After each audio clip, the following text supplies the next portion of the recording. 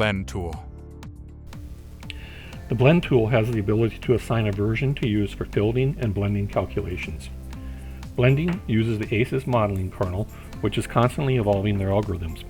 In some specific cases, older algorithms may provide better results.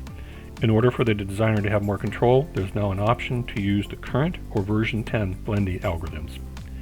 In this example, we have a complex fillet that requires version 10. Let's show the steps how to change the blend version. First, select the constant radius blend tool. Then, in the prompt area, select the Options button, and from the pull-down menu, select version 10. Now go ahead and set your blend radius. We'll set ours to 1, and select the edge that you want to blend. And then if you want to explore different radius values, just go to the data entry window while it's still selected and enter your values.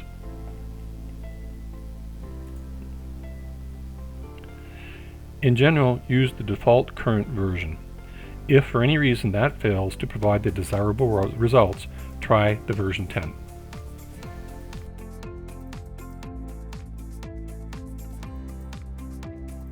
Thanks for watching.